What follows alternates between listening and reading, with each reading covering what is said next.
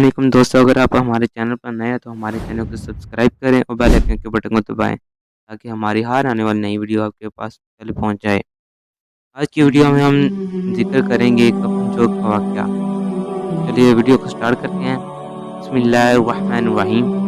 हज़रत सैयदना अबू इसहाक़ रहमतुल्लाह अलैह फरमाते हैं कि एक शख्स हर रोज़ हमारी महफ़िल में आया करता था, मगर इसका आधा चेहरा हमेशा छुपा रहता था। एक मर्तबा मैंने इससे पूछा, तुम अपना आधा चेहरा छुपाए रखते हो, आखिर इसके पीछे की क्या वजह है? मुझे इस राज से आज आगाह करो। उसने कहा, अगर आप इजाज़त देते हैं तो मैं अपना मामला उसको बताता हूँ। मैंने कहा कि बताओ, असल मामला क्या है? इजाज़त मिलने पर इस शख्स ने अपनी इबरत दास्तान कुछ इस तरह से सुनाई।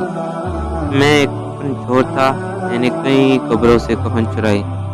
जब भी किसी नई कब्र के मुताल्लिक मालूम होता तो फ़ौरन मैं वहाँ पहुँच कर कफन चुरा लाता। लेकिन एक मर्तबा एक औरत का इंतकाल हुआ। जब इसे दफना दिया गया तो मैं हर दफ़ा रात को कब्रिस्तान पहुँचा और मैंने पहले की तरह कब्र खोदना शुरू कर दी। जब मैंने ईंटें हटाकर कफन की एक चादर निकाली, दूसरी चादर निकालने लगा तो अचानक उस औरत के बेजान जिस्म ने हरकत की और चादर को थाम लिया। मैंने कहा, तुम्हारा क्या ख्याल है? तुम मुझ पर गालिब आ जाओगी? ऐसा हरगिज़ हो ही नहीं सकता। ये कहकर मैं घुटनों के बल बैठ गया, पूरी कुव्वत से कफन को खींचने लगा। यकायक उस औरत ने एक जोरदार थप्पड़ मेरे चेहरे पर दे मारा। इस दर्द शिद्दत से मैं बेकरार हो गया।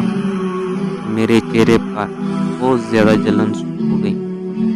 ये कहकर इस कफन चोर ने अपने चेहरे से जब कपड़ा हटाया, उसकी गाल पर उंगलियों के निशान बिल्कुल वाज़ेह दिखाई देने लगे। मैंने कहा, अच्छा फिर क्या हुआ? किसी ने कहा, मैंने फिर वैसे चादर उस औरत पर डाल दी, जल्दी से कब्र से बाहर निकला और कब्र में मिट्टी डालनी शुरू कर दी। और फिर उसी वक्त मैंने इरादा कर लिया कि जब तक मैं जिंदा रहूंगा नहीं चुराऊंगा।